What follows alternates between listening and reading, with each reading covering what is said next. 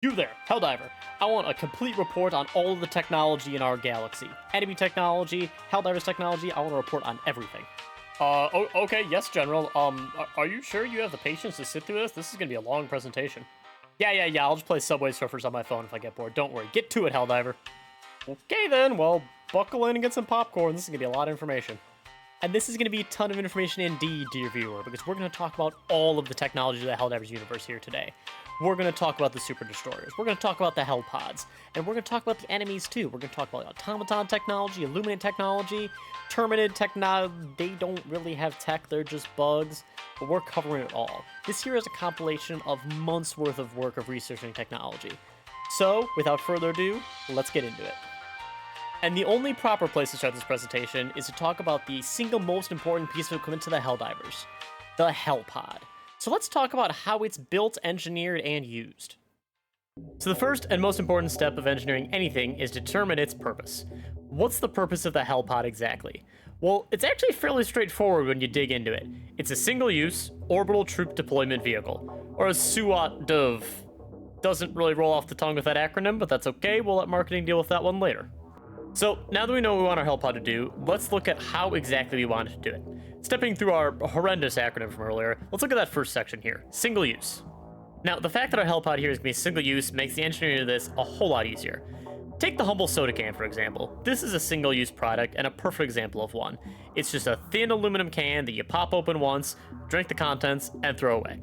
Preferably recycle it. But now try to think for a second how you would make that easily and reliably reusable. I gave it a little thought myself, but honestly, couldn't come up with anything really good for making that reusable and also reliable. So you know what, if you have a good way, that's honestly $1 million idea right there. Go work on it, go get it patented. It's free patent hour with Nate. Take that one and run, I give it to you. And you know what, because I'm giving out free patents here today, I'd love if you consider leaving a like on this video, or maybe consider subscribing to see more of this absolutely feral engineering I'm doing here. But that's enough rambling about soda cans. There was a point to that analogy there. Our drop pod is essentially the soda can of orbital deployment. You use it once, and you throw it away. So the next half of our acronym, the OTDOV half, is going to be much harder to engineer. Orbital means we're going to need this to survive re-entering the atmosphere of a planet. Troop deployment means it's going to need to deliver a soldier and all their gear safely to the planet and ready to fight. And vehicle means, well, vroom vroom. So now that we've established our purpose of the Hellpod, and we've established the requirements on how the Hellpod needs to operate, it's time to tackle our first problem here, orbital entry. So the loading menu here is actually a fantastic example of what an orbital entry looks like, because that is exactly what the Hellpod is doing, and that's why I've even made this video. We're trying to establish how that works. But the fire you see in front of there really happens on an object entering back into a planet's atmosphere. Happens to little meteorites that go into the Earth's atmosphere. That's why they burn up. They encounter a lot of heat and air resistance, which we'll get into. And this was an issue they had to figure out for the space shuttle program and any other space program that was trying to get the astronauts safely back to Earth. So the first portion of our problem here is actually going to help the Hellpod out. Air resistance is going to cause drag on the Hellpod as it goes into the atmosphere. And this means it's going to bleed off a significant amount of speed and cause less impact on the poor little soldier inside the Hellpod that is impacting the planet's surface. Now, that air resistance is going to cause a massive issue for our Hellpod here. Even though air is a very minimally dense fluid, it is still a fluid that has a density, which means as it passes over our object, the Hellpod is going to create some friction. And not an issue if you're driving your car down the highway. Massive issue if you're hurtling towards a planet at thousands of meters per second. So, for example, the space shuttle, when it re-entered Earth's atmosphere, experienced temperatures around 1400 Celsius, so that's a lot. It's also known as around the temperature steel melts. But seeing as astronauts have safely returned to Earth before, materials science has an answer for this problem. What they did in the space shuttle program, they used ceramic tiles on the front of the shuttle. As the shuttle came in, these ceramic tiles that could withstand the extreme heats experienced during re-entry were taking the brunt of the heat and allowed everyone to land safely. And considering that Helldivers takes place in the far future where we have space travel technology, I'm going to assume they figured out how to make a composite that can withstand more heat than our current composites. So I'm going to say, as long as the leading edge of that little cone there has some good composites on it, problem solved. So, back to our acronym from earlier, we've actually solved the orbital problem already. Now the problem is the troop deployment. So we need to figure out how to not make the soldier inside be human pancake when this thing lands. So we're going to need to do a little math to figure out. And this math is going to be a lot tougher than before. We're going to need to do some real calculations here. First, we're going to need to calculate terminal velocity of the hellpod.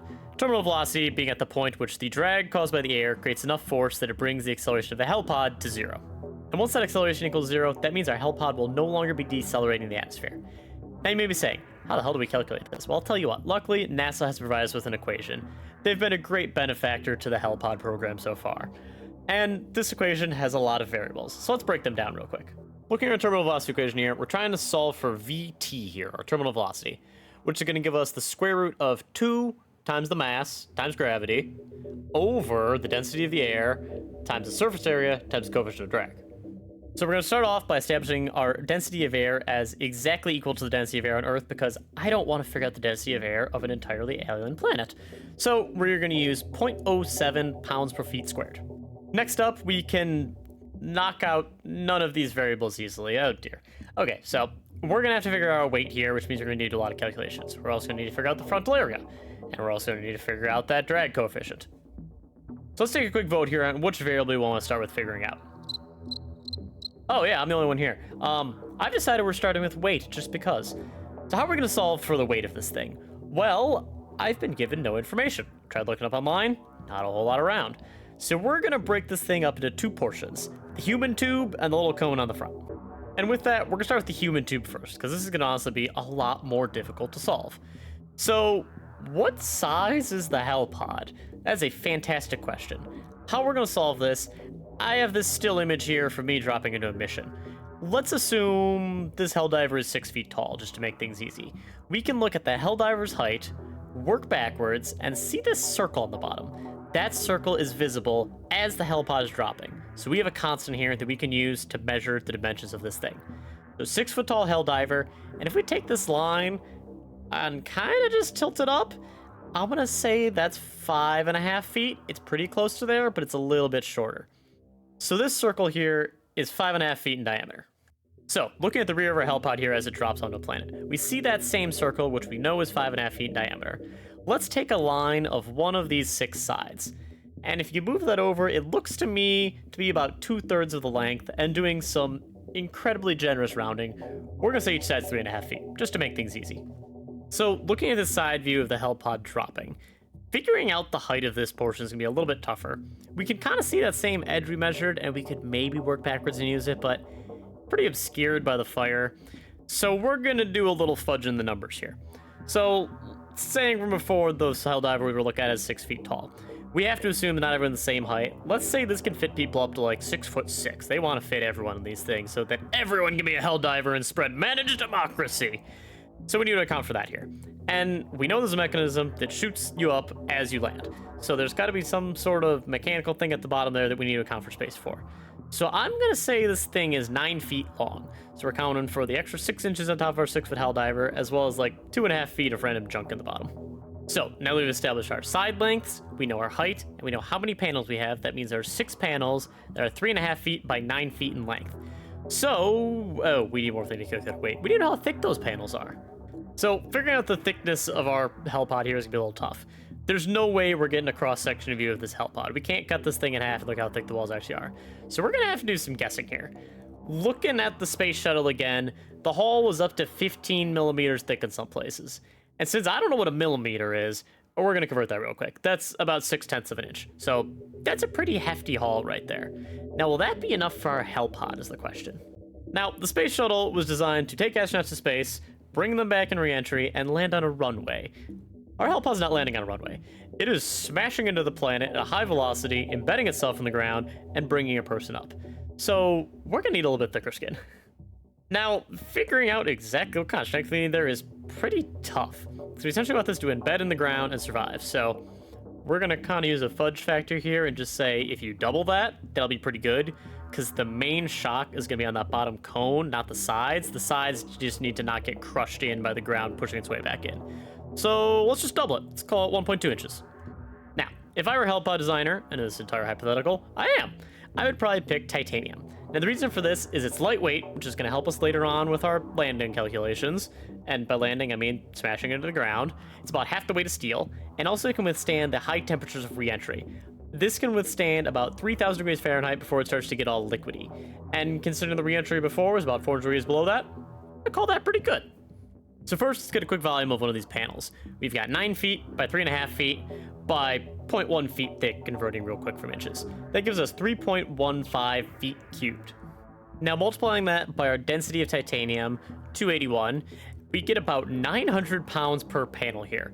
And we have got 6 of those, so that means we get a grand total weight for our human tube of 5,400 pounds. So, with the weight of our man can solved, let's move on to that nose cone. First, let's figure out the drag coefficient real quick, because that ought to be fairly easy. And why, you may ask? It's an established factor. Now, who established it, you may ask? I don't have the faintest idea, but engineering textbooks use the value, so we're going to use it too. Now, a 45-degree angle cone here has a coefficient of 0.5. And looking at a hellpod here, I would say that looks like kind of a rounded version of a 45-degree angle cone. And I'm not going to calculate the actual curves of that, so that's a 45-degree angle cone now. So, looking at our 45-degree angle nose cone we've got here, this here is meant to just, like, penetrate into the ground, so we're going to assume this is solid metal. If it was anything else, it'd probably crumple and not do its job properly. Now, what do we want to make our nose cone out of? Again, this is to penetrate into the ground and break through hard rocks and buildings and whatever else it's going through. So we want something tough. Now, titanium's good, but I think there's better options. Let me introduce you real quick to the Mohs hardness scale. This ranks materials based on hardness, based on how hard they are compared to diamond, the hardest known material. So titanium on the scale is a 6. That's good, but that's not great. There's a lot of things that are above that, so I think instead, we're going to use tungsten carbide. This is used to make a lot of cutting bits on machinery and stuff that makes other metal pieces. So this is going to make sure we go through anything we need to. Now, for finding our weight, we need to first find the dimensions of our cone here. This looks to be about the same height as it is width. And using that circle we found from before, we're going to say that the width is 5.5 feet. So cut that in half, give us a radius of 2.75. Now enter our height and width into the handy dandy volume calculator of a cone on Google, because I don't want to do the math myself by hand. We get about 21.78, or if we round that up, 22, let's call it. Now we've got our volume, let's multiply that by the density of tungsten carbide here, which is about 1,071. Put that together, we get about 24,000 pounds for our nose cone. That's a hefty nose cone, but you know what? We need a hefty nose cone.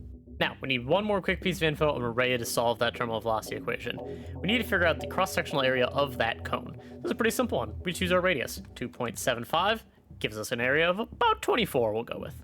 Now we have every part we need to fill out this terminal velocity equation, and that gives us a final terminal velocity of the hellpod of 1,475 feet per second, which is, in fact, very fast. Now, you may be sitting there thinking to yourself, why is this guy even solving for the terminal velocity? The hellpod has engines that pop out when you get close to the ground. You can use them to maneuver, and it slows you down when you land. You don't even need the terminal velocity. Does this guy just solve equations in his free time for fun? I tell you what, I do. But that's not the point here, okay? We actually needed that because we need to figure out how fast we're going when the engines slow us down. So now, how are we going to figure out how much these rockets actually slow us down? We don't know anything about the rockets. We don't know what kind of force they're outputting. We could calculate it if we knew the kind of force they were putting in the opposite direction, like we did with terminal velocity and drag, but I know none of that. So, knowing no variables causes some problems. So considering this is hypothetical engineering, we're going to give it a fudge factor, and based on how the video looks when it kind of slows down when the rockets launch, we're just going to call that it cuts the speed to a quarter of what it used to be. That sounds nice, I think. So, cutting our terminal velocity in a quarter, that gives us about 370 feet per second. Now, we're going to use that to calculate the g-force based on how long it takes for the pod to stop in the ground.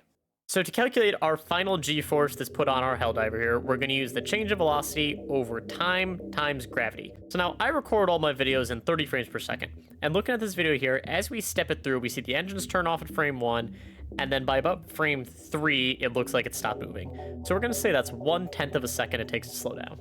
So, taking all these final factors, put them in our equation here, we get a g-force of about 114. That's a lot of g-force to put on a person. Looking up some random stuff online, it says in like a car crash, you can survive about 30 Gs in an impact. Our Helldiver is not doing too well here. Our Helldiver is a pancake at the bottom of this hellpod. Why is the hero of managed democracy flat? Now, an important step in engineering is figuring out what went wrong. After you test something, and if it fails, it's important to work backwards and figure out what happened here. Now, why is our Helldiver flat? We did all the math, we made a pod here, why is he still flat? Well, that's because this is a video game, and unfortunately, it does not take into account the fragility of the human body. Now, what's some areas we could change to actually make this thing work? If our goal is, say, 30 Gs to be survivable, we could cut down on weight, say, and that would reduce our terminal velocity. Maybe make that nose cone hollow instead of fully solid. Maybe some real thick walls on that would do just fine instead of a complete solid cone. Or we could say the engines that pop out at the end are much stronger, and we need to put some stronger engines on this thing to really slow us down better. That would reduce our impact speed, and then reduce Gs in the end. I've got you right where I want you, Terminated scum. What are you doing there, little Jimmy? Oh, hi there, Grandfather. I'm playing with my Super Earth-approved Super Destroyer toy that my dad got me for Super Earth Day. Well, I think it's time I take over your playtime with a story about my past. Do you want to hear about my Super Destroyer when I was a Helldiver? Oh boy, do I! Story time with Grandfather!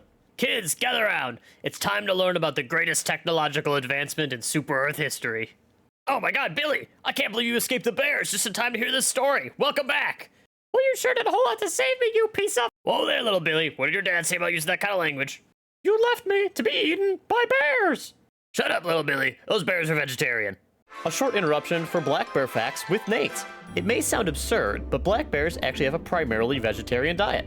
According to the Florida Fish and Wildlife Conservation Commission, black bears eat 73% plants, 22% insects, and only 5% animal matter. Still, do not pet the black bears even though they are friend-shaped. They are very vicious and territorial when provoked. Anyways, returning to our regularly scheduled programming. Back when I was a younger man, I was in the Super Earth Defense Force as a Helldiver, and I had my own Super Destroyer all to myself to help spread managed democracy. But what kind of weapons does a Super Destroyer have? What kind of technological advancements did humanity pack into these? And finally, what does the Super Destroyer say about Super Earth society? Let's start out with the history of the Super Destroyer and who made it. Now, what we officially know from Arrowhead Studios is... not much. So, with nothing confirmed, I'm just gonna make some, let's call them educated guesses here. The space probe New Horizons was launched on normal Earth in 2006, and it is well on its way out of our solar system now. And we're just gonna say that New Horizons here ran into the Illuminate. Humans saw that, they're like, oh my god, there's aliens out there. We gotta put guns on these spaceships immediately. Because you know, we could not possibly let those dastardly aliens chill there peacefully over in the corner of our galaxy. We gotta get rid of them. So humanity got quickly to work on building something to fight these aliens that they found out in space. And somewhere in the middle there, some, war happened on Earth and turned it into Super Earth, and there were some governmental changes. We're not gonna cover those today. That stuff happened, we're where we are now. But in that time as well, they developed some fantastically powerful weapons. Like the Super Destroyer, they finally honed in and they made this work of art here. Because what's the only thing that can pull humanity together to develop something better than fighting aliens? Fighting ourselves. Grandfather, I don't care about history. Tell me about the features of the Super Destroyer. Jimmy, when the hell did you get so tall? It turns out if no one hits the like button on this video, I start to get spaghettified. That's right, everyone. You heard Jimmy. If you don't like the video, he'll keep getting his resolution stretched until he is just a 1 pixel wide piece of spaghetti on the screen. And if you want to help with Jimmy's unspaghettification surgery, consider hitting that subscribe button, as it supports not only me, but little Jimmy here. It's okay, Jimmy. I'll tell you all the specifics of the Super Destroyer before you turn into spaghetti. So we can't move on to the specifics of the Super Destroyer without first covering the basics. The name itself. Super Destroyer is not the official name for this vessel. The official name is the Class 6 Series Crewed Interplanetary Combat Vessel. But no one's yelling that when they're trying to find these in the parking lot. They're yelling Super Destroyer.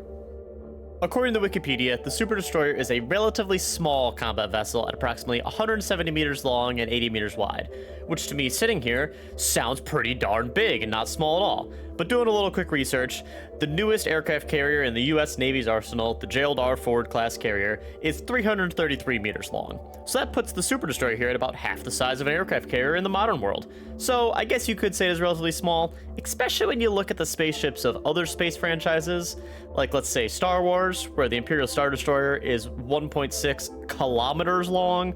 Yeah, this is pretty small. And relatively small here raises a question. Is there bigger ships in the Super Earth Navy? Do they have maybe like super battleships? Or if we stick with the super naming scheme, a super destroyer, and you keep adding supers for however big they are? And I've said super so much in this video already, it doesn't sound like a real word anymore, and we're only like 2 minutes in. Oh my god. But let's talk about the most important part of the Super Destroyer here, how it travels faster than light.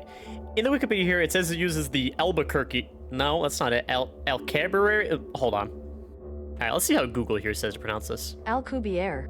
Alcubierre. That makes much more sense. Now, I thought this Alcubierre drive here was just a fun name the developers gave for the warp drive to make it sound cool, but no, it is actually a real theoretical warp drive, which sounds weird saying real and theoretical next to each other, but you know, scientific research is weird too. But Miguel Alcubierre in 1994 proposed this type of warp travel that could break the laws of physics and travel faster than light. And honestly, this theory is so fascinating that I may just make a video about it later on, so I'm not going to get too into the weeds in this one here. But to give you the super quick overview, Miguel here proposed that if you change the geometry of space itself by creating a wave in front of the spacecraft, and then allow you to expand back behind the spacecraft, this could propel you faster than light, which is cool. And major props to developers for throwing in a fun little Easter egg like this of a theoretical warp technology, instead of just saying the ships travel by the power of super managed democracy or something like that. And this Alcubierre drive here is said to be powered by element 710, which may sound familiar because if you flip 710 upside down, it's just oil, and it's the material that comes from the Terminids when they're squished down into a little bit of goo. But the Super Destroyer doesn't need to always warp travel. Sometimes it needs to be in a planet and just correct slightly and move around the battlefield. And for that, it has 10 large engines on the back of the ship. 6 in the middle here, and 2 on each of the outer wings. And why this specific configuration of engines? It's more likely than not the 6 in the center are meant for moving forward, and 2 on either side are meant for turning the ship.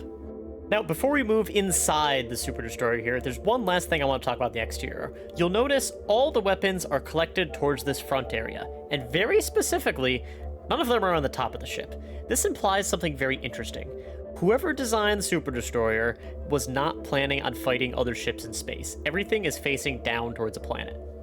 If the designers of the ship were expecting threats from, say, other extraterrestrial spacecraft that are not human in nature, they would have had some weaponry on top. If they were trying to deal with bigger ships from the aliens, they would have had big cannons like the Factory Striders had. If they were trying to deal with fighters, they would have had little turrets like you see on Star Wars ships, but we don't see any of that here.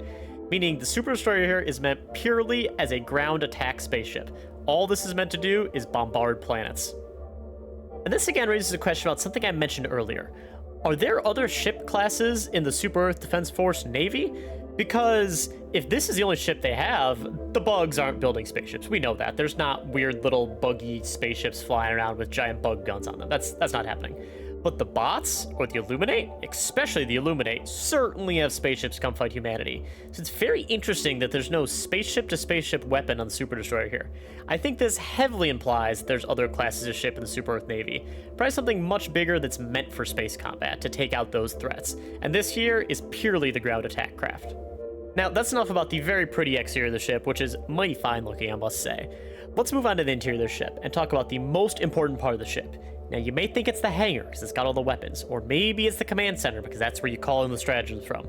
No. It's the Helldiver freezer. We need to talk about where the Helldivers come from. When a mommy Helldiver loves a daddy Helldiver. Wait, sorry, went a little far back in the Helldiver life cycle. They're frozen. They're unfrozen on the ship. But that leads to an interesting point. Why are they frozen? Every Helldiver, after they finish training and are ready to go, are being told they're being put in charge of a Super Destroyer. They're going to be cryogenically frozen, and then they'll be unthawed when their ship is needed. But that's interesting, because the Super Destroyers have a lot of Helldivers on them, which raises a very interesting point. Who's really in control of them? That's right, I'm suggesting the first highly treasonous thing of this episode here. Helldivers are told they're put in charge of their own Super Destroyer. This is theirs to command. But what's interesting is, there's millions of Helldivers. Does Super Earth really have the resources to build millions of Super Destroyers? I highly doubt it. I think here's what really happens. The Helldiver is not in control of the ship.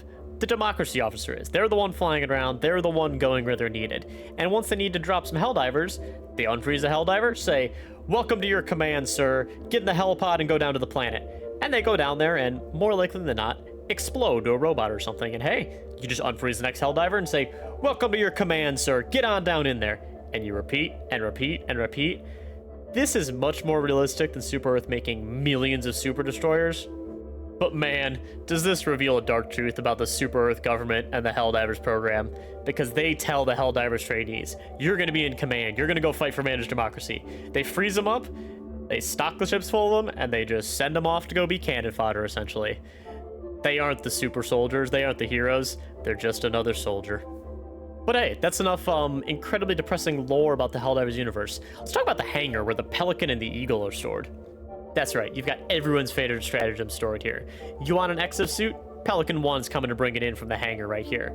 You need a 500 kg bomb? Well, guess what? Eagle's arming one right now and coming into the battlefield from right here in the hangar.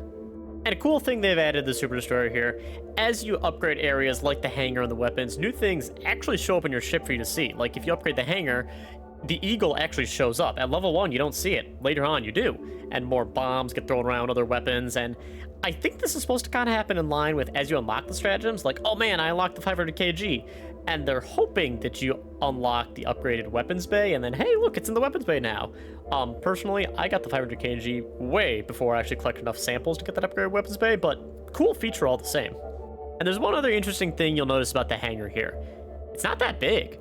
There's one Pelican in there, one Eagle. You could maybe fit a second Eagle in front of that first one, but that's about it. This implies something really interesting. It means the designers for Super Earth here really weren't expecting the Pelicans or Eagles to get shot down much, otherwise they would have extras around. Which raises a couple possibilities. First, as I mentioned earlier, there might be other classes of spaceships in the Super Earth Defense Force Navy. Maybe there's a carrier to deal with resupplying the Super Destroyers with new fighters and whatnot, or just it directly provides Eagle support. Or, and I have not mentioned this one yet, the designers of Super Earth are just really brash, and they, see what I did there? See, brash, sorry. They're really brash, and they just think, no, the enemies couldn't possibly shoot down our craft, that'll never happen, and they just didn't bother designing to have replacements around, which is quite possible, considering, you know, the fever of managed democracy. Moving our way forward in the Super Destroyer here, we've got what I like to call the Super Destroyer living room, because it's got a TV, it's got an arcade machine, it's even got a computer to order stuff off of managed democracy Amazon. And most importantly here, you have your ship's master, who you can talk to and says vaguely encouraging words. But since on the computer here for Space Amazon, you can also order ship upgrades, I want to dig into that a little bit. How could this work in the Helldivers lore? Why is it that they have all these upgrades for ships, but they don't bother putting them on there straight out of the factory? That again leads to the idea that they don't have the resources to really be making these ships as fast as they do. And they want to see, all right here, which ship is the most successful? Let's give them the better weapons. And this is a comment about the Helldivers that are on the ship, because obviously, if they're bringing back samples and whatnot, they're surviving their missions and completing them, but also a comment on the Democracy Officer who I believe is leading this ship. That's right, Super Earth is not testing the Helldivers. I mean, sure, they're plenty happy when they complete the mission and come back alive and bring back little trinkets and bobs from it and whatnot. But they want to see how successful is the Democracy Officer that's probably leading these vessels. How well can they complete missions? Can they keep up a good complement of Helldivers and keep them from getting killed too often? Can they call in stratagems well? Who should we give the upgraded weapons? Because we can't give them to everyone, so we got to give these better weapons to someone who's earned it. Because again, even though Super Earth controls numerous planets, they more likely than not do have the resources to fully kit out every ship they make. There's going to be some that don't do well, and they're not going to give them better weapons, because you know what? They're not doing that well anyways. Just let them go out there and flounder around. But speaking of floundering around, let's get into the Helldivers gear that they flounder around on, because the next area in the ship is where you pick up all your equipment. You can get guns, armor, change all that out, change your loadouts and whatnot, and that's really about it for here. This is just where your Helldiver can get dressed, basically. Get ready for battle. And then we move on to the brain of our Super Destroyer here, the command center, the bridge, where we've got our friendly local democracy officer, who, by the way, more likely than not, is in charge of the ship and is actually the captain and controls every mission you go on and the Helldivers and what they do. But this is where you have your giant global map, you can select missions. And you may notice when you're selecting missions, it doesn't let you go to places that are already liberated. And that's interesting, because if you're in command of this ship, you should be able to go wherever you feel you can help manage democracy the best. Which again leads to the idea that the democracy officers actually control it. They're saying, okay, yeah, you can go wherever you go, but it's got to be somewhere there's a fight going on and we can actually do something useful. And even more than that, the democracy officer likes to press you where they feel like they should go with major orders and say, hey, this is where we're really needed. We got to go here now. And most Helldivers will probably listen. Some will not, and they'll go off and do whatever they want. But you know what? Once that Helldiver's done with their mission, the democracy officer can pilot the ship right back to where they're actually needed. And this is another fascinating example of how the Helldivers are made to feel special so that they fight better and they're more effective, when in reality, they're just a basic soldier. And if we're to keep moving any further forward in the ship, we actually need to go outside the ship. But there is something fun outside the ship in front here. all of the weapons. So to get in quick, which weapons are on the Super Destroyer here, or can be on the Super Destroyer once they're actually given to it? We've got all the stratagems you use in the game. You've got the Atlas Cannon, the first one you get, which uses gas, EMS, and airburst shells. You've got the Gatling Gun, you got the 120 and 380 millimeter artillery, you've got the orbital laser, and you've got the rail cannon. And let's talk about how the Super Destroyer uses these weapons. During the mission, your Super Destroyer will sit at an altitude roughly 1 kilometer directly above the center of your map, which is why you'll notice if you're calling in artillery strikes and you're way on the edge of the map, they come at kind of an arc, and tall mountains and stuff can even block them. And this here actually kind of explains why your Super Destroyer has to leave you at the end of the mission. You may be thinking, why can't it just sit up there and infinitely shoot things at the bugs for me? Well, it's using its engines to keep from crashing into the planet because 1 kilometer above is well within the gravitational pull of the planet, and it needs to get some time to go to recharge those engines, so it doesn't crash. Oh, and one last final little thing, little bit of treasonous statement to finish out this video. Another note that kind of proves that Democracy Officer is the one really in charge of the ship here. If you leave the mission area, they call down a traitor bombardment on you, and they will not stop until you're destroyed. If you were truly in charge of the Super Destroyer, and it should probably be your word to say, hey, this is how we're going to help manage democracy. I need to go over here. Now, if they say no, it's probably the Democracy Officer in charge. Anyways. Oh boy, do I love watching my grandkids enjoy the benefits of managed democracy. Grandfather, look what I found in the woods over there. Oh dear, Jimmy, that's a neat toy you've got there. Could Grandfather see that real quick? Sure, Grandfather. What is it? Well, little Jimmy, do you remember why I told you not to play in the woods? Of course, Grandfather. How could I forget? You should never go in the woods around Grandfather's house because he is a deeply flawed individual who irresponsibly leaves military-grade weapons in large piles where children could easily access them.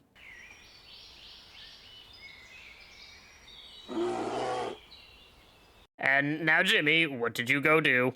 I went in the woods around Grandfather's house, where he irresponsibly leaves large piles of military-grade weapons. It's okay, little Jimmy. Everyone makes mistakes, especially your grandfather. But you know what? I think you're old enough. It's about time I tell you what this here is. Really? Do you mean that, Grandfather? Yes, Jimmy, I do. This here is a railgun. I used it back in my days as a Helldiver. And matter of fact, before I joined the Helldivers, I was part of the group that developed this weapon. Oh boy, Grandfather, could you tell us about the exact engineering and mathematics that goes into making this weapon? Well, that's a very specific request out of you, little Jimmy, but you know what? Absolutely. Back in my younger days, as a CEF R&D research student, I helped to design the railgun here. And today, I'm going to tell you about the storied history of the railgun in Helldivers 1 and 2, as well as take a look at the math and see if it'd be possible for humanity, using today's technology, to build a weapon such as this. But first, a quick message from the bears. Brothers, sisters, gather to me here today. With what we have found in these woods, this pile of railguns here that the Helldivers so irresponsibly left, possibly for children to have easy access to, we will take this planet back. The Helldivers will no longer subjugate us and steal our children. Today, we are no longer servants of man. The Ursine Revolt begins here!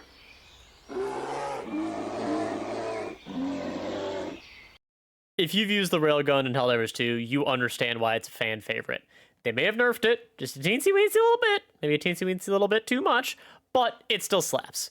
But did you know that the railgun was also a fan favorite in Helldivers 1? In Helldivers 1, it was called the RX-1 railgun. So the Helldivers 1 railgun differed in some significant ways from our current railgun. In Helldivers 1, the RX-1 used a magazine system that had 5 rounds in each magazine, compared to our current railgun that's more of a break action where you shove one in every time. Overall, the railgun from Helldivers 1 fulfilled generally the same role as our current railgun. Deal lots of damage to high health enemies. It wasn't quite as devastating as the current railgun, because it had a rate of fire of about 1 round per second, compared to the current one, which takes a lot longer to reload and charge up. So it didn't do quite as much damage, but it still absolutely slapped. Now, one very interesting feature that the railgun from Helldivers 1 had was stun rounds, and I think this would be awesome if maybe they made a variant of the railgun in Helldivers 2. Because these stun rounds could do like EMS weapons currently do to targets. immobilizes them and makes them easier to hit. If this railgun could do high damage to one enemy and EMS the enemies around it, ooh, I think that would be an awesome gun to add to Helldivers 2. If you're listening, developers, there's a variant you could work on. I'd love to have it. But I think it's time we move on to our Helldivers 2 railgun here. It needs no introduction if you've played the game. The RS-422 slaps.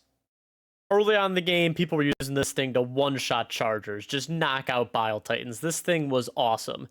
Now, they did change it a little bit because, as the developer said, it was a little too easy to use on safe mode only and still do the insane damage. So they increased that high armor penetrating to only happen when you use it on the unsafe mode. Which, I gotta say, props to the developers for taking a high-stress game where there's lots of things chasing you around, you need to worry about taking out enemies quick, doing the objectives in time, and saying, what if we gave them a gun that also stressed them out?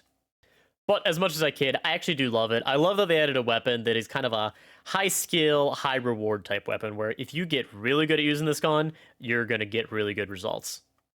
But I don't think this railgun here needs too much introduction.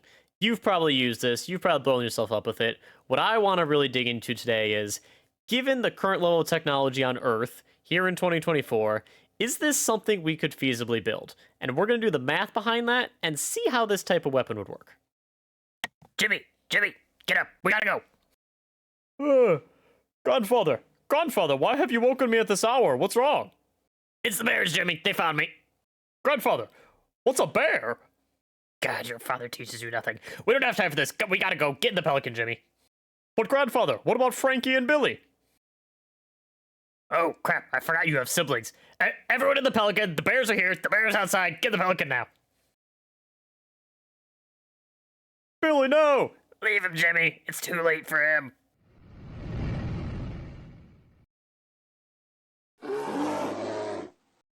So our first step in solving how to make this railgun is defining what exactly a railgun is, because it's not immediately apparent. A railgun, as defined by Merriam-Webster, is an electromagnetic catapult designed to hurl projectiles at extremely high speeds. Now, Merriam-Webster here is hinting at that this launches projectiles extremely fast. That is how a railgun does its damage. There's no explosives in these bullets, it is just a chunk of metal going really, really fast. And how fast is that exactly? Well, according to some of the railguns that the US Navy is testing, that's about 8,200 feet per second. To compare that to a commonly used round, that is about 3 times as fast as the NATO 5.56 round, which travels at around 3,000 feet per second. So that leads us to our first problem we want to solve for our Helldivers railgun here. How fast do we want our projectile to go? Now, of course, in-game, the Helldivers doesn't exactly tell us how fast these railgun projectiles go. They just kind of make some fancy gun noises, and then a charger blows up. So we don't really know, so we're going to take some guesses here. Now, since in fact, handheld railguns do not exist in real life, we're going to have to make some assumptions here. Looking at the Helldivers railgun, to me, it feels vaguely like the size of a shotgun, meaning we're going to be firing rounds that are similar to the size of a 12-gauge shotgun slug. And if we look at how fast those are typically traveling, we get about 1,500 feet per second. Now, you may be asking yourself, why are we solving for the speed of the projectile first? Shouldn't we be making the railgun and then figure out how fast it goes? Well, an important part of engineering here is actually to determine your criteria first, to take a look at what do we want our thing to do. Now, we want our thing to launch an approximately 12-gauge shotgun-sized slug, 1 ounce of metal at about 4,500 feet per second. Why 4,500 feet per second? Because the other railguns are about triple a normal bullet, so we want this to go about triple the normal shotgun. So, 1,500 up to 4,500 feet per second. Now that we've figured out how fast we want our projectile to go, we know we need it to be handheld. How are we going to actually launch our projectile here? And that is going to require us to look at how a railgun actually works. Now, this is getting into some electronics and magnetics mumbo-jumbo that I'm going to do my best here to explain in some fairly simple terms. I'm explaining only in simple terms because, to be honest, I don't understand this beyond the base level myself. But anyways, here we go. So a railgun here operates off 2 oppositely charged rails, a positive rail and a negative rail. Through these travels a current, which is going to travel through either our conductive projectile or a conductive basket that is going to hold the projectile. Now, why do we need this either conductive projectile or conductive basket between the 2 rails here? Because if you don't have anything to connect these rails, you just have 2 magnets sitting in a random gun barrel, which does not help you launch a projectile, actually. Connecting the electricity between these 2 is what actually causes the projectile to travel down the barrel. This happens because when the current flows through either our magnetic basket or magnetic projectile itself, it's going to create a magnetic field that is opposite to the two that are being created by the rail. And this is what pushes it out of the barrel at incredibly high speeds. Now, this was an incredibly long-winded way of saying our Helldivers railgun here is going to need to have two conductive rails in it and either have a conductive projectile or a conductive basket that holds the projectile. Now, if we take a look at the Helldivers railgun in use, obviously things are traveling very fast, so it's tough to see, but I don't see any sort of basket holding the round here as it flies out of the barrel. Again, it's traveling very fast, so we don't know, but I'm going to take a guess and say, especially because this is a smaller weapon, shooting a much smaller round than a large railgun, the projectile itself is probably our conductive object, and that's what's pushing it down the barrel. So one thing we need to know next is, how long is our barrel? We determined our rails need to be conductive metal, and looking at the gun here and looking at a Helldiver holding it, I'm going to say the total weapon here is about 3 feet long. So let's say our rails are about 2 feet long of conductive metal. So what kind of conductive metal are we going to make these rails out of here? We have plenty of options, but I think we're going to keep it simple for this example. We're just going to go with copper. It's a fairly readily available metal. It is softer, so it'll take damage more easily. But let's be honest for a second here. Helldivers tend to just kind of yell for liberty and don't last that long. So if it takes damage quickly, that doesn't really matter because the Helldivers themselves take damage fairly quickly. So I think copper's our play. And speaking of what type of metals we're going to use here, I did say our projectile needs to be conductive as well. So let's go with that's copper as well, because that's going to be copper on the copper rails, which will cause less damage to them since it's the same types of metals, and instead of using a tougher projectile, it's not going to cause as much damage to the gun itself here. Now, the next important part of looking at our Helldivers railgun here is saying, what are we going to make the outer casing out of? Because I just mentioned we have highly conductive rails, highly conductive projectiles. We don't want our Helldiver getting zapped by the internals of this gun. Our best option for the exterior of this gun is honestly probably going to be making it out of some sort of sturdy plastic.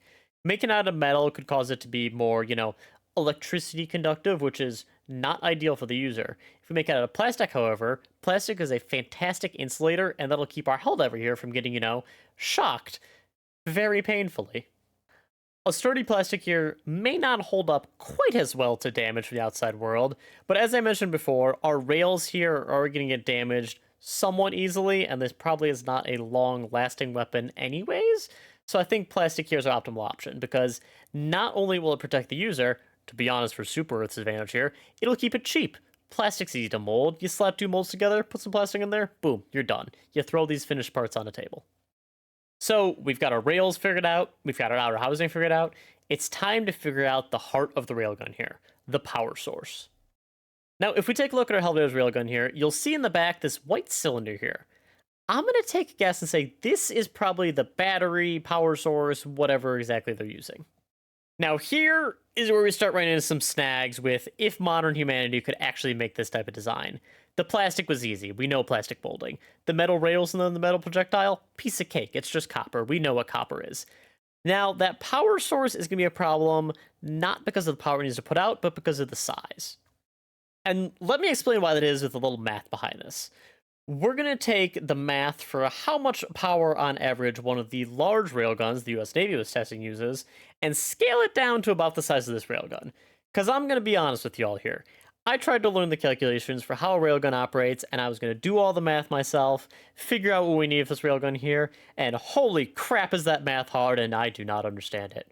So we're just going to do some simple scaling from big railgun, small railgun. It's proportional, don't worry about it, it's definitely proportional. Mr. Mathman, if you can't do the calculations for this, doesn't that make you a pretty bad engineer? Jimmy, how'd you even get in here? You aren't a part of this world. You're in the Helldivers universe, but you know what? You're not wrong. Shut up. I finished school. Someone hired me. Just go sit in the corner. Oh, okay. Sorry, Jimmy frazzled me a little there. Back to our math here. We're going to scale down how much a real railgun that has been tested in real life uses here. So looking at the US Navy's prototype railgun, it used 25 megawatts of power to fire a projectile that was around 23 pounds here. So the first step in our conversion problem here is going to be determining how we're scaling our projectile to the large projectile from the Navy railgun that was tested here. Their projectile is 23 pounds, ours is going to be 1 ounce. And there is 16 ounces in a pound, so simply we multiply 16 by 23, we get 368 ounces, which means it is 1 over 368 of the weight here. Now, we need this ratio here because we want to scale down our power. This here is about 0.27% of the weight, so we're going to say we need 0.27% of the power that's used. When we multiply our original 25 megawatts by our 0.027% here, we get 0.0675 megawatts. Or if we convert that down to kilowatts, we get 67 kilowatts about. So this here means we're going to need a power source that can reliably generate 67 kilowatts of power in an instant to launch our projectile here. Now, let's take some quick comparisons of some common household energy sources to see exactly how it adds up. The AA battery. The AA battery creates 3.75 watts about. 67 kilowatts, 3.75 watts. Let's do a little math here quick, do some division and whatnot, and that is 18,000 AA batteries. Alright, we're not going to use AA batteries to power this thing. That is just not going to work. So, we're not going to be shoving 18,000 AA batteries into the back of our railgun here. That's just not going to work. So let's look at some more energy-dense options here. Maybe the car battery. The car battery is a decent option here. If we look up on Google, that puts up about 4,000 to 8,000 watts of power.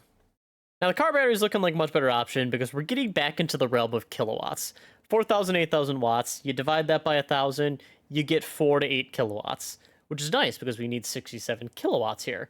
So let's say we got an awesome car battery. It's putting out 8,000. It's the best car battery you've ever seen. And that, if we divide our 67 by it, is about 8 car batteries we need. So car batteries look like a more viable option than our 18,000 AA batteries here, because we only need 8. That's a lot better. Is that going to fit into the stock of our railgun? Absolutely not. The Helldivers here must be using some super fancy, super advanced battery technology for this that we just do not have on Earth. But we're going through this exercise. Let's see if we can still make this thing work with our, 8 car batteries we're trying to use. So we've given up on putting these in the stock of our railgun here. Let's see what happens if we, connected all these 8 car batteries together with some duct tape and silly string and say maybe try to put them in a backpack. How much does 8 car batteries weigh? Is that something you could feasibly carry if you put these in a backpack and then connected them to the railgun? So, doing a quick Google search, it looks like the average car battery here is between 25 and 30 pounds, it's looking like. And that's pretty hefty. It's looking not too good for our railgun here, because if you multiply that by even just the 25 by 8, that's 200 pounds of battery. Could you put that in a backpack? Yes. Could any average person carry that for any length of time? No, absolutely not. So, I'm going to go ahead and say it. This little white cylinder in the back of the railgun here has got to be some kind of Helldivers voodoo magic battery that is just incredible and just leagues beyond anything we have on Earth right now. Because right now it's looking like we're going to need 200 pounds of car battery to make this thing work. So, that being said, I'm going to get to my final answer here. I'm going to say, using modern technology, could you make the Helldivers railgun? You could not make it portable like in Helldivers and easily handheld. You could make a railgun such as this if it was only a stationary weapon. Put this thing on a stand, keep it in a bunker, keep all those batteries nearby. It could probably work. You could probably actually make this thing work, but making a handheld like you have in Helldivers? No, I don't think it can happen using modern technology, unfortunately. The exosuits in Helldivers 2 are game changers for higher level missions, but how exactly do they work? I mean, okay, I know they work by walking around and shooting at stuff, but how do they work from an engineering sense? Today, we're going to dig into it.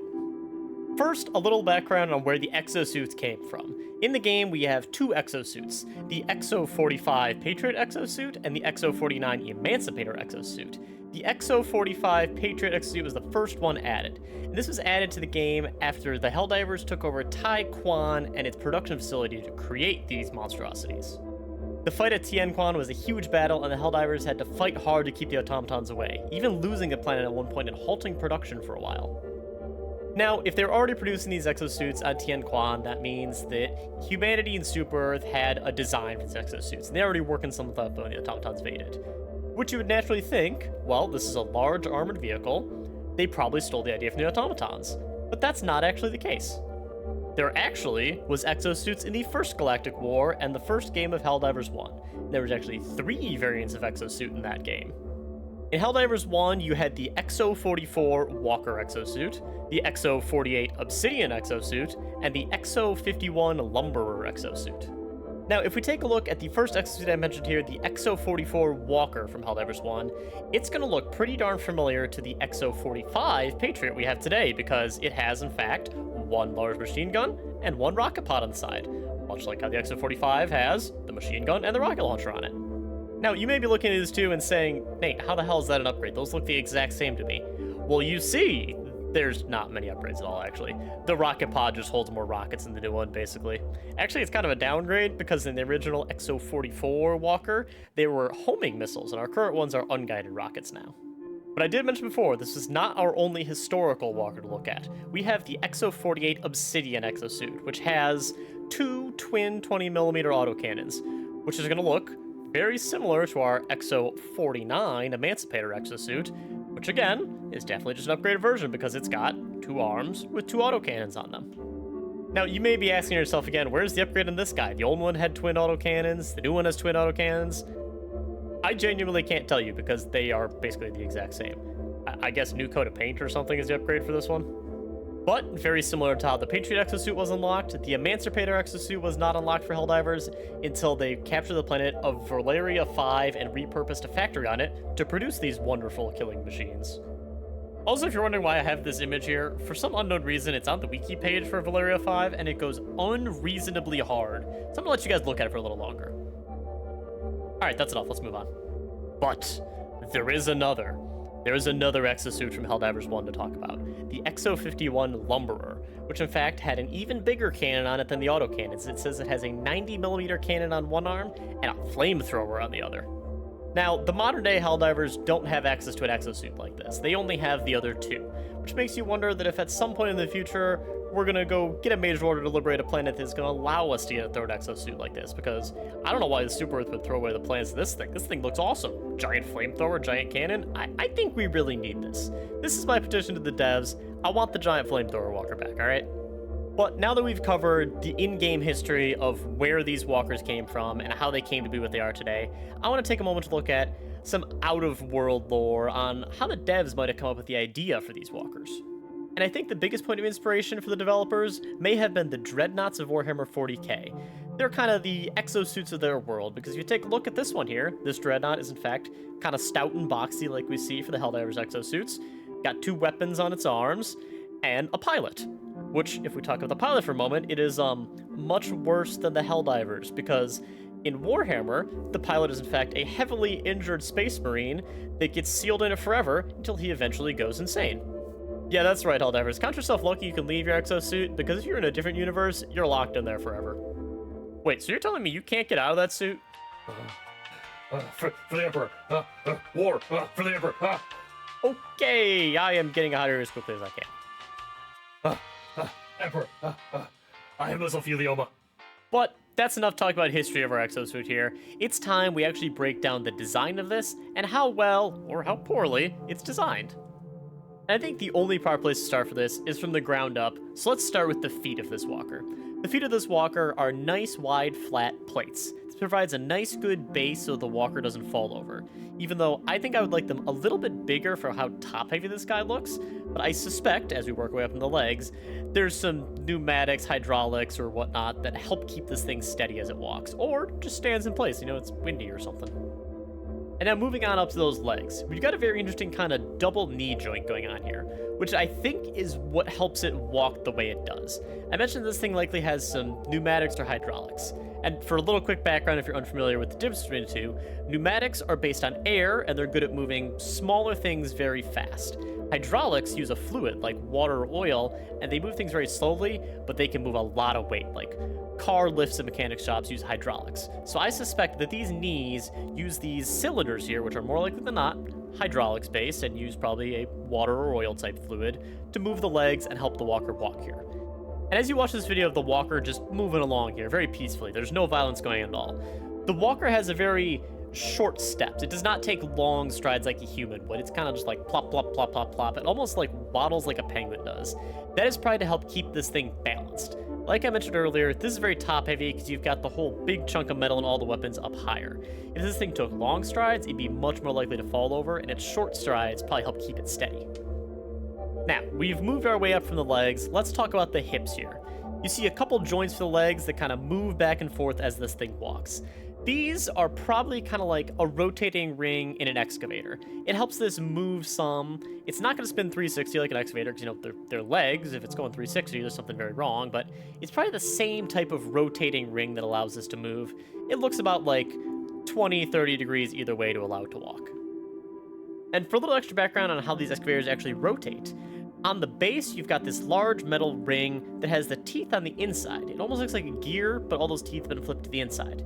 And then sitting in the upper part of the cabin, you've got a motor with an actual gear on the bottom of it that slowly rotates and moves around this ring and allows the entire machine to turn.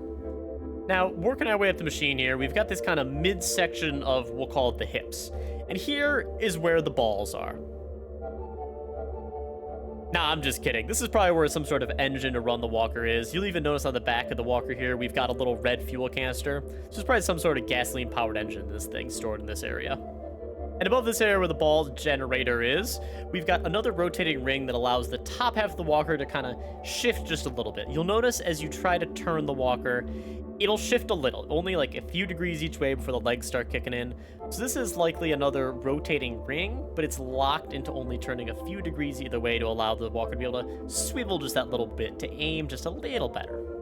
If this midsection didn't swivel like this, the walker would have a very hard time aiming at specific targets, because if you had to move the legs every time you wanted to target something, it'd be kind of chunky movements, like you'd have to shift the whole walker. So this midsection swiveling allows you to aim in better, shoot those missiles at the bug holes, use the cannons on the Illuminate, whatever you need to do, it allows you to hit things much, much better. Now, let's talk about the most important part of the walker, and that is where the pilot sits. When you open up the walker, you'll notice you'll pop open the back door, hop inside, and close the door behind you. If we look inside the walker here, you'll see a seat and what we can assume behind it, what you can barely see, a control panel. So the pilot likely sits down and controls this with tank controls likely, where you've got like two joysticks and you go forward, you can control one leg but not the other, or you can control both legs at once, and you can kind of use this to rotate. And if we look to the sides of this inner cabin, I honestly expected to see more mechanics from the arms and whatnot, or maybe some ammo storage or something. But it looks to be relatively empty. Maybe this is extra storage for ammo for their personal guns, or snacks and whatnot. I don't know, or freedom is in there. Do they store the freedom there or something? Freedom is stored in the balls of the walker. I'm losing it a little bit. Okay. And now, why I thought this is interesting is because of how the arms connect. They have similar rotating rings like the legs do, much like I mentioned from the excavator earlier, where these can rotate around now.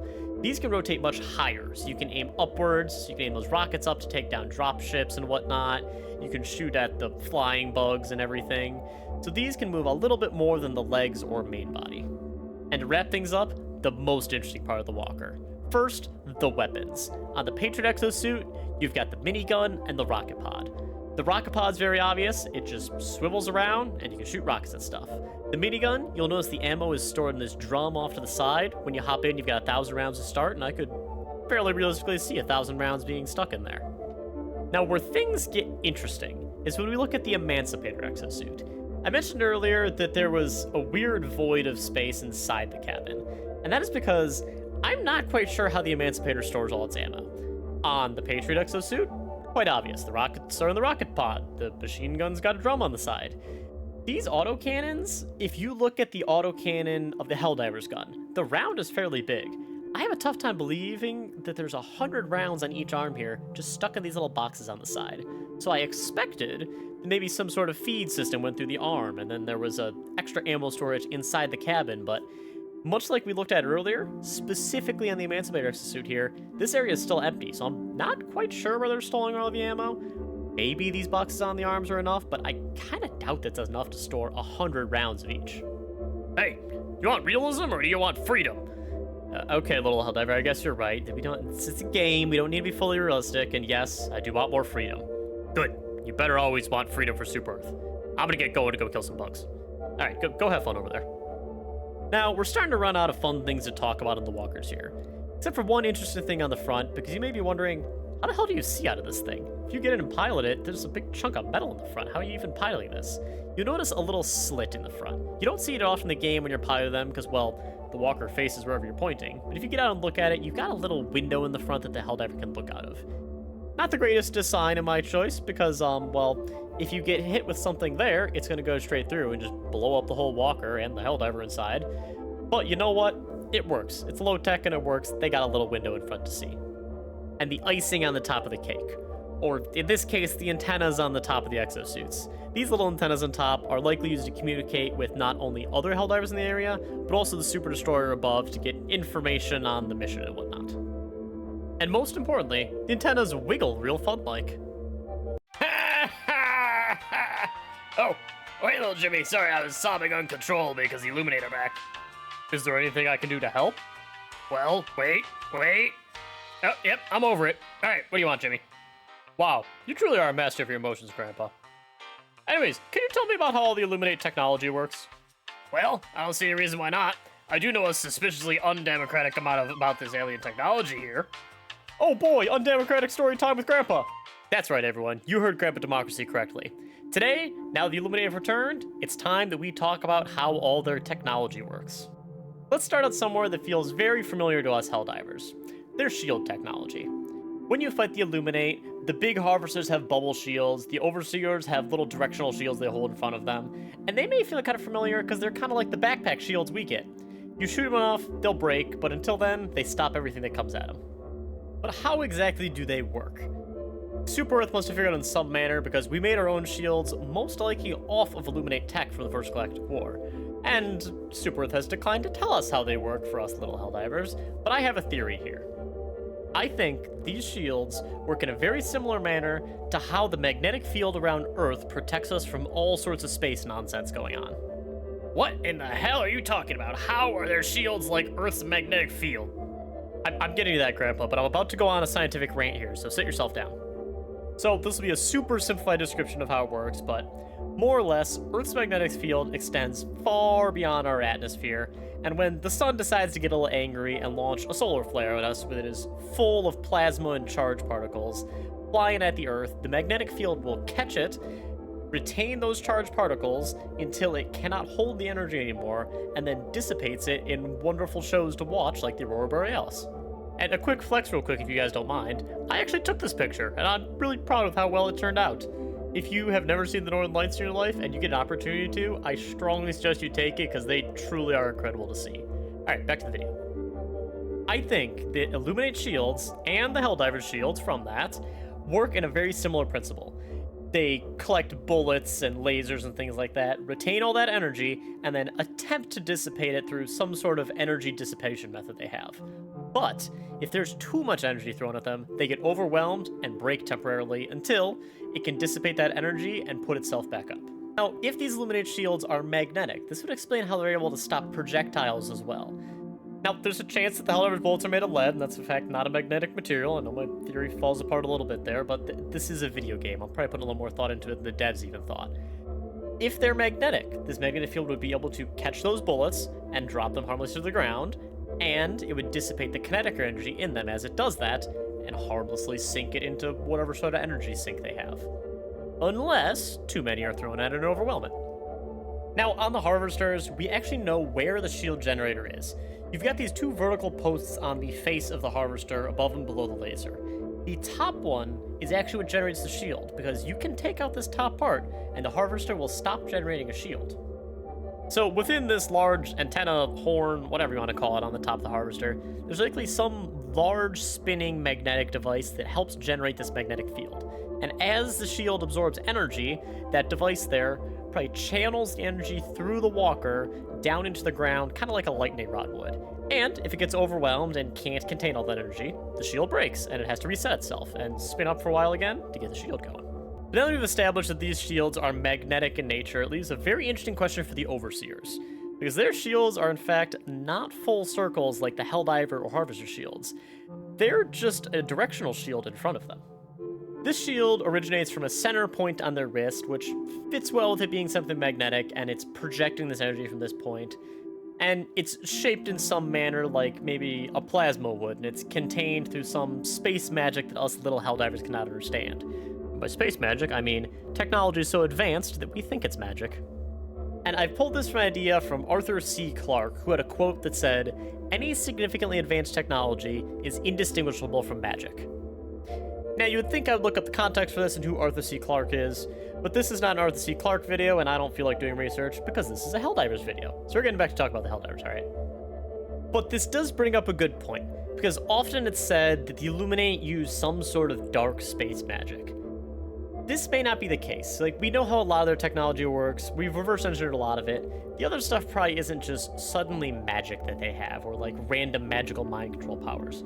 It more likely than not is just a technology that, as Super Earthians, Super Earth citizens, whatever, that we cannot comprehend with our little human brains. It's just so advanced that we're like, that's gotta be magic. I don't know what that is. And the main part of Illuminate technology that I'm referring to might kind of be like magic is how exactly they mutated Super Earth citizens and control them in order to attack their previous neighbors. To us, it must seem like some dark magic ritual to be able to mutate a human in this manner and then control them to attack their friends. It's more likely than not some sort of Illuminate technology we don't understand.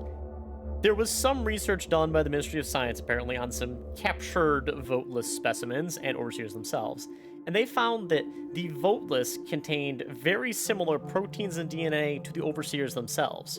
So more likely than not, they used some sort of insanely advanced method of splicing genes and whatnot to turn humans into kind of a human Illuminate hybrid that are the voteless. Super Earth did meddle in similar technologies, and it turned out quite poorly for them because they created the Terminids. The Terminids, which I have a couple videos on, were created by humanity taking the bugs from the First Galactic War, injecting them with all sorts of weird stuff, irradiating them, and eventually trying to get them to create more Element 710 for space travel. And, well, it worked. They create more Element 710, but they got a whole lot stronger, broke out, and now are attacking us. So, I don't know if it worked out that well. The Illuminate are likely using a much more refined version of this idea to take humans and convert them into human Illuminate hybrids through a process they've perfected. It's similar to the Terminid making process, but instead of just trying random radiation stuff, they've narrowed it down. They've probably got some sort of serum they can inject that'll just immediately get you to sprout claws and turn into part Illuminate, and then it'll probably changes your brain structure as well, so that they can control you better, convince you that, well, they illuminated the right way, and then they just go, ah, and come and attack humans. And you know for certain that these voteless are, in fact, still partially human, because, well, yeah, they got 2 arms and legs, but, when you kill them, sometimes they'll just randomly do a Super Earth salute, which shows they still have some humanity left in them, which makes it a whole lot more sad to have to kill all of them, but, you know, Super Earth, I guess, liberty, maybe? Well, Jimmy, I don't have a great segue to the next part of the video, so I'm just gonna say random words now. Grandpa, did you just do a fourth wall break? Spaghetti. Next up to talk about how they work is the Illuminate weapons. The voteless are fairly easy because, well, it's just their claws. They run at you and go, woo woo woo, I'm gonna slap you now, you're dead, alright, easy enough. But the other enemies are a little bit tougher. We'll start out with talking about the Harvester because that's the most interesting. It's got this giant blue laser that shoots out of his face and tries to cook you with. But how exactly does that laser work? Well, for that, a super quick rundown on how lasers themselves actually work. Lasers work because you have some form of crystal in the middle of an energy source, and it is being provided energy from said energy source, like a big lamp or an electrical current, something like that, and it's just powering up that crystal. Now you may ask, how does this crystal retain that power? Because if you put a mirror on the end of each side of the crystal, the light will bounce back and forth and keep getting stronger and stronger until it's ready to be released if you open up one side of the crystal and release the laser. This explains why the Harvester can't just be constantly firing its laser at you, because that'd obviously be the best choice. Like, oh, there's a Helldiver there, I'm gonna constantly fire the laser until it goes away, but it needs to shut off for a bit.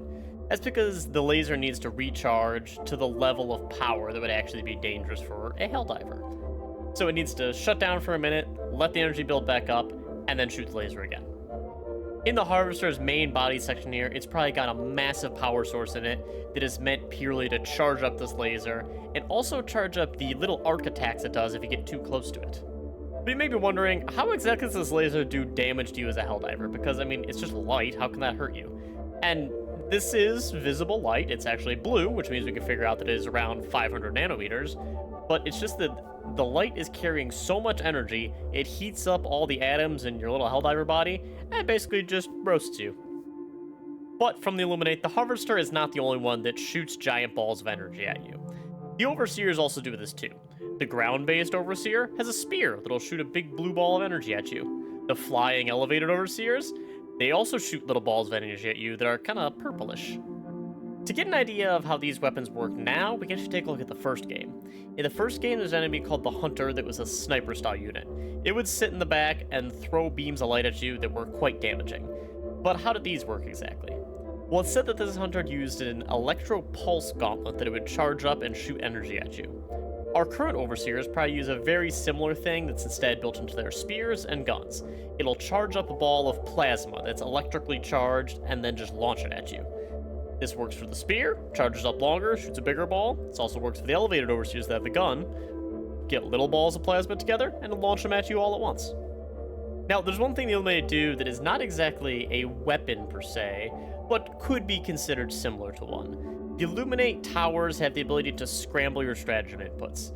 Now, it's kind of up for debate whether they're actually scrambling your brain, because in the first game, they had the ability to scramble which way you're walking and aiming so they could actually mind control you, or if now, they're just scrambling your communications inputs and causing you to have to put in different inputs to actually get what you want. I think that since the Illuminate don't currently have the ability to confuse which way you're walking or aiming, I think that might add in the future, for being honest, because it was in the first game, and I think there's new Illuminate enemies coming at some point in the future. But right now, in the game, as of the time of recording this video, I think they just use some sort of radio frequency blocking to mess up your inputs going up to the Super Destroyer and just scramble what you're telling them you need. But weapons aren't the only interesting thing the Illuminate have. The Illuminate have the warp ships that are a technological marvel. They can float in the air, they can teleport down enemies onto the ground. They can even land on the ground to let enemies just walk off at will. Let's first talk about that teleporting, because when a warp ship gets called in and it comes in above you, it makes a giant big blue beam of light that flashes down to the ground and enemies appear under it. The Illuminate seem to have mastered some sort of teleportation technology that us Super Earthians could not possibly understand. It's almost like they disassemble the enemies inside the ship, beam them back down onto the ground, and reassemble them right there on the ground. While our little human brains could never comprehend how teleportation technology like this works, I think we do know how they're flying. It's kind of similar to what I mentioned earlier that the Illuminates have mastered the use of magnetic fields to make their shields. I think they're flying above the ground because they have mastered that use of magnetism. They're using magnetic forces to keep themselves in the air, whether it's kind of interacting with the planet's magnetic field that they're on to kind of push the spaceship up and they can vary the field, whether they want to go up or down, forward and backwards. I think they're using magnetism in some manner to fly these ships. But that's likely only in the atmosphere when they're using these magnetic fields to float and move around and whatnot, because you'll notice these warp ships do have engines on the back. And since there's no magnetic field in space for them to take advantage of, they're going to need these engines in back to be able to fly through space, and they likely use these engines for faster-than-light travel because they are called warp ships, so they must be able to warp somehow. But what exactly is going on when these warp ships land on the ground, post up, put their shields up, and start just pumping out voteless? Well, my dear viewers, I think this is where they are, in fact, converting the Super Earth citizens into the voteless, because they've landed on the ground, they're walking the normal citizens in, scrambling them, putting in Illuminate DNA, whatever they do to them, and they're turning them into those nasty voteless. Because you'll notice if you watch these ships on the ground, slowly voteless will pop out. It's not like they're just running out all at once and there's huge swarms of them. It's just very slowly they're getting pumped out. This is probably as they're transformed and ready to go, they'll throw out a couple out there onto the field. Which is probably how, when you're walking to the cities, you'll notice there is swarms of hundreds of them. They've been sitting down there, all shielded up, and just turning our citizens into Illuminate. Now, the warp ships are not the only thing Illuminate have that just floats around in the sky and causes problems. You've also got the Watchers. They float around just like the warp ships do, so they probably use a very similar magnetic field to hold themselves up, and they also have engines in the back to propel themselves forward. One interesting thing we don't know about the Watchers, are these fully robotic, or is there an Illuminate hiding inside actually controlling them? I think that these things are fully robotic, because once they find you, they kind of lock onto you and just float around you until you can either kill them, or, they kill you. If these Watchers were actually piloted by an Illuminate, I would expect them to try to get to cover when you start shooting at them, but they don't. They just sit there and float and stare at you. So these things are more likely than not just robots sending up flares to call in more Illuminate. But you may be thinking to yourself, okay, fine, the warp ships move off of magnetism or whatever when they're on a planet. The Overseers seem to have a jetpack on them, and specifically that jetpack's a weak point if you shoot at them. Well, you would be right. I'm gonna guess that whatever kind of technology they use to manipulate magnetic fields to get their ships to fly is just too big to put into a backpack for an Overseer to fly around with. So they give them more of a standard jetpack that uses some kind of fuel in the engines to keep them up in the air. But speaking of Overseers, there's one interesting thing to talk about with the Overseers themselves, because they seem to wear heavy armor, both of them, the flying ones and the ones on the ground. With the flying ones being a little bit sleeker, a little bit skinnier, and the ones on the ground being much more heavily armored. But there's a very interesting fact about the Overseers and just the Illuminate as a whole. It's said that the Illuminate come from a water-based planet, and they were originally an aquatic species that developed space travel and whatnot. But since they developed in this water-based environment, that causes problems for when they want to travel to areas that are not water-based. They probably wear these suits that are full of water in some manner because they cannot breathe air. But it's not just a spacesuit likely to help them survive on planets. This suit is probably what also helps them walk around. Since they've developed on a water-based planet, they relied on that fluid to hold themselves up. That's how they were able to get around. But when they're on a planet with air, they have a much thinner fluid in just, air that doesn't hold them up as well, so they're likely much weaker on a planet like this. It seems like they're able to get around pretty well, so I think the suits themselves are powered in some manner, like our walkers, to be able to help them walk around and slap at Helldivers and whatnot. This means these suits probably have some form of power generated onto them, not only to power the movement and help them walk, but also to power the shield that the Overseer gets and power the jetpack that the elevated Overseer gets. We can never let the Helldivers figure out how our technology works. If they found out how we powered the Hulks, it would be game over.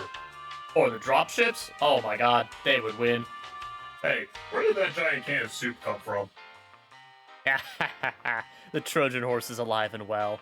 No one expects the Helldivers spy in the can of soup. I promised in the last video, so today we are talking about the technology of the automatons and how all their weapons work, how automatons are made, where they came from. This is going to be a deep dive into all that good technology from them. Actually, wait, no, evil technology. Automaton's bad. My bad. But to properly talk about automaton technology, we need to know where they came from. And they were developed from the cyborgs of the First Galactic War on Cyberstan. And a little history lesson about them, which I have covered in previous videos, so I'm going to cover it briefly here. The cyborgs of Cyberstan were kind of developed from the citizens of Super-Earth. Super-Earth sent people to Cyberstan, a very cold, very harsh mining planet, in order to mine up resources for their war effort. But of course, the people of Cyberstan did not like the cold, harsh environment, so they started to adapt their bodies to be able to survive better on this planet. They augmented themselves with new limbs, robotic arms, and stuff, to make themselves survive this environment better. But as they added more tech to themselves, they slowly lost their humanity and decided that they wanted to rebel against Super-Earth. In order to facilitate this rebellion, the cyborgs started strapping more weapons onto themselves rather than just tools. Originally, a lot of their augmentations were based around mining, because this was a mining planet, so they had like saws and whatnot, which you do see on some of the enemies in Helldivers 1. But they also started strapping guns to themselves, making larger weaponized things because they wanted to fight back. But in the end, as in fact we're in the Second Galactic War and not still the First Galactic War, Super-Earth was able to push the cyborgs back to their planet of Cyberstan. For Super! Freedom never sleeps! It's a democracy! Whew, sorry, I got a little super democratic there. Oh, sorry, that was a horrible pun. Now, they didn't totally wipe them out because they, well, still wanted them to mine on Cyberstan because they needed those valuable resources.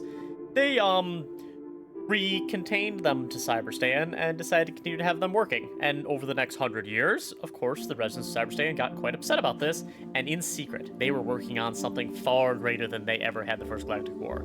They were working on the automatons that they would use to finally free themselves. And this leads to our first piece of technology I want to talk about for the automatons. The automatons themselves. Let's take a look at the basic trooper here. It looks very humanoid. You know, it's got 2 arms, 2 legs, head, body, and a gun. Very humanoid, very simple. And the official statement from Super-Earth said that these are fully mechanical beings and they have no brains or anything whatsoever in them. Now, there's a few reasons that I don't think that's true. I don't think that these base level automatons are truly mechanical beings. They've got some things about them that just don't add up for that. one thing you'll notice is when you take out these automatons, there's red goo that goes flying all over the place, which, yes, it could just be red tinted oil. That's entirely possible. But with some more things I'm going to talk about here, I think that lines up more to being some form of blood, at least, that they have in there. Now, the first reason that the automatons most likely still have some human parts in them, like, you know, a brain and a heart and stuff, is because you'll notice when they're marching, they kind of sing a marching song, which is interesting. I'll play it here real quick.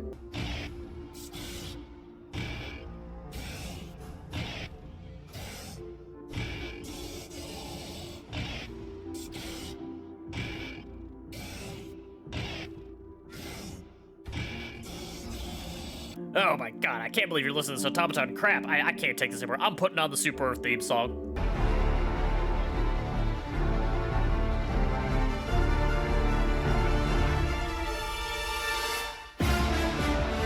Okay, yes, Grandpa, I get it. They're the enemy and stuff, but we're talking about the enemy. You can't just blast Super Earth music whenever. We're getting back to the video. Get out of here. Now, you'll notice in this song, while it does sound very robotic, there's some words you can make out in there. And specifically want to pick out is they say heart steel, it sure seems like. And it seems like they're pointing to the fact that they are not truly mechanical. Yes, they mention steel there, and they are mostly made of metal. But they say heart, like that they specifically have a heart. And related to this song as well, it feels very human for the automatons to have a marching song. Like, if they were truly fully mechanical, why would they bother having a marching song? They could communicate purely through just code and whatnot, and they don't need to be chanting something like this to keep them marching and keep them fighting.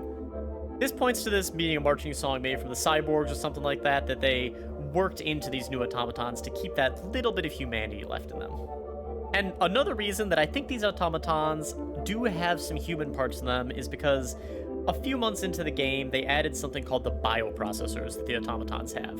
These are objectives you destroy on the map, and they are in fact processing up, well, you know, biological matter, like, you know, human bits and whatnot. So it raises the question of, why are they bothering doing this?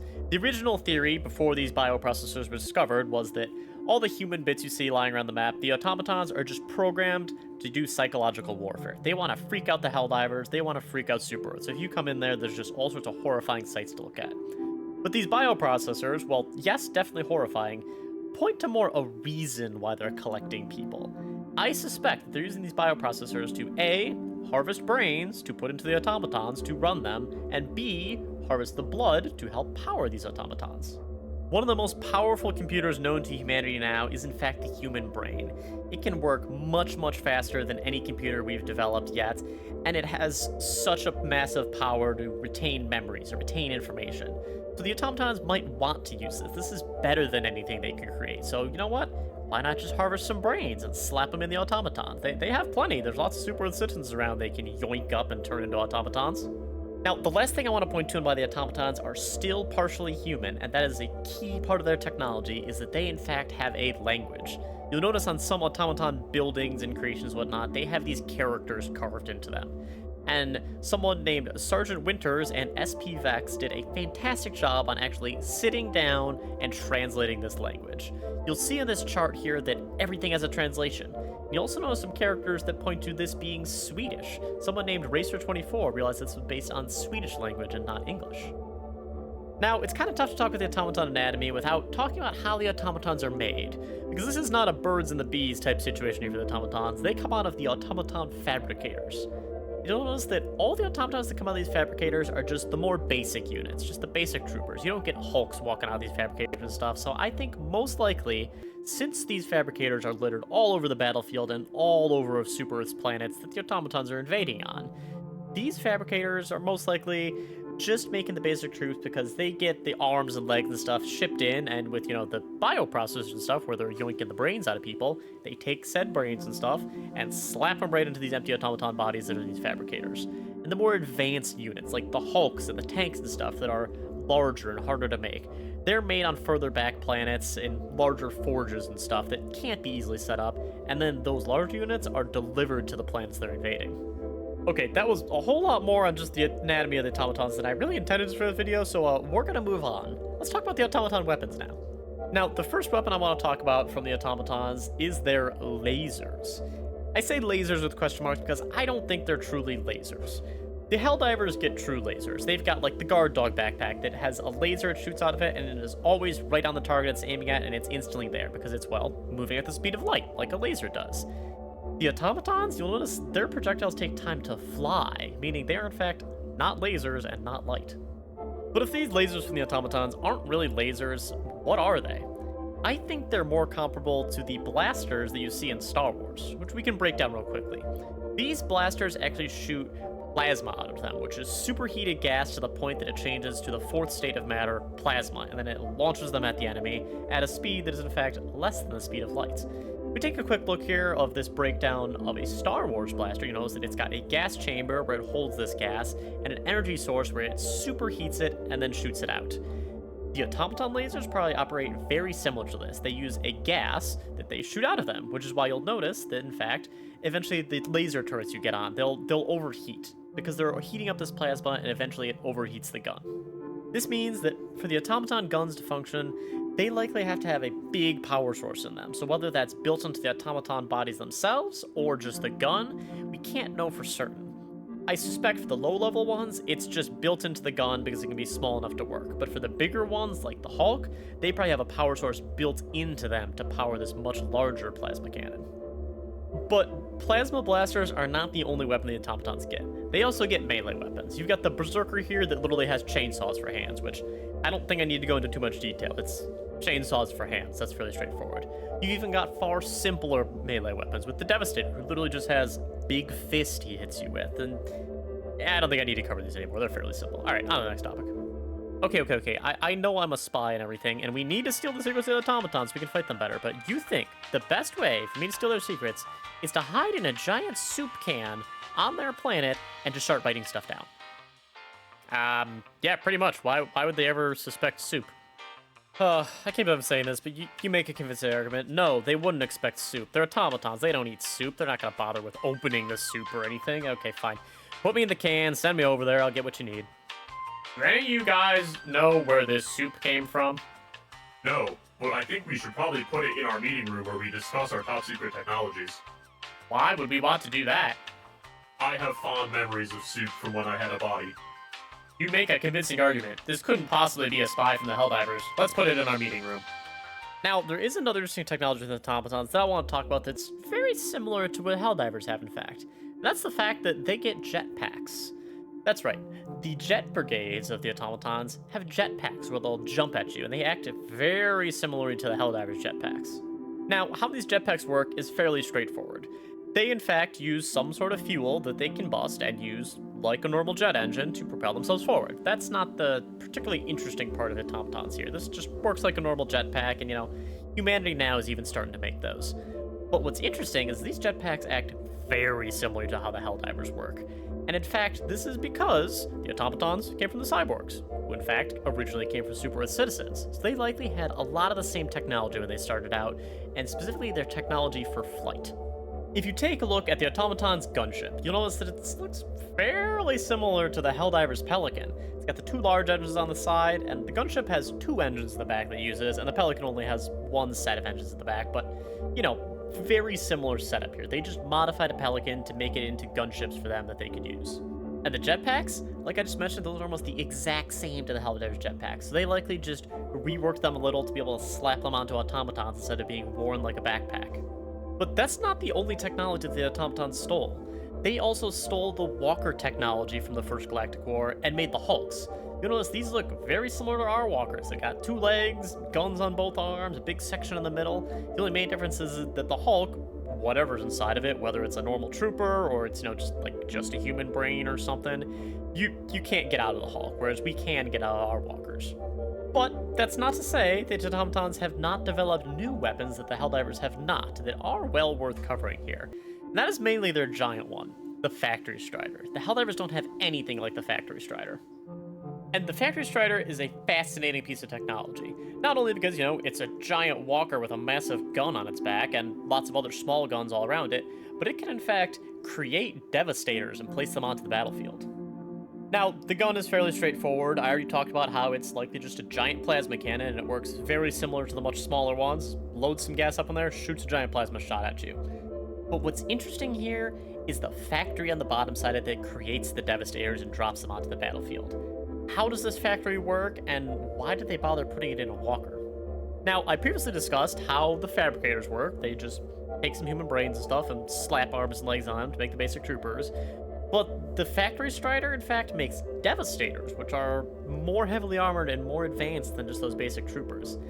I think that since this is a bigger factory, it likely gets those bigger parts and can assemble these bigger Devastators just because it has the larger production capacity than those smaller fabricators you see all around the planets. But what's the point of this being a factory strider, and in fact having these Devastator factories being able to walk around the battlefield and drop off Devastators? Why not just put these Devastator factories on the battlefield? Like, sure, they're a little bit bigger, probably a little harder to set up, but like, it'd still be useful. This walks around because it is used as an assault unit. If they are moving forward on a planet and they really want to break through some super Earth lines of defense, they just start walking this thing forward. Its giant cannon can take out defenses. It can drop off the more heavily armed Devastators. This thing is designed to go assault things. It's not a defensive weapon. I mean, it works as a defensive weapon, but it's mainly meant to go assault the super Earth lines. Now, throughout this video, I have talked about some individual automaton units a little bit, but I haven't covered all of them in full detail. If you're looking to see all the automaton units covered in detail, I do have a previous video about that you can check out, as well as comparing some of those automaton units to the cyborgs. I wanted to keep this video more about truly the technology. And with that, we're going to move on to one of the technologies they have, and that is stratagem jamming, because they can in fact jam your stratagems completely and you can't call anything in. And the automatons use their stratagem jammer tower to block these signals. And how exactly do these stratagem jammers work? Well, they most likely work exactly how radio signal jammers work on normal Earth, not just super Earth. They just put out such a large signal on the same frequencies that the Helldivers use, and just way overload that with just not useful information. They're sending up the Super Destroyer pictures of cats and stuff, and they just can't get the signals for the stratagems because they're so overwhelmed with all this data that's being thrown out. But I don't think this is the only way the automatons are using their radio signal technologies. They're not just trying to block you from calling in stratagems. The automatons also have something called the detector tower, which slowly spins around and seems to scan for Helldivers. Now, it's likely using two technologies. Obviously, it's got this large red beam, so it's likely using visual information to say, hey look, there's a Helldiver running over there. But I think these detector towers also use their radio technology to try to pick up Helldiver signals. So they say like, ooh, I'm detecting a signal from a Helldiver's radio over there using to talk to their Super Destroyer. Quick, call in a dropship. But I've mentioned throughout this video a few times, the automatons have to power things. Obviously, they need some sort of electricity. You'll notice, like, the Hulks have a giant glowing thing on their back. The tanks, when they turn on the back of the turret, they've got a giant glowing thing. And the stationary turrets also have a giant glowing thing on the back.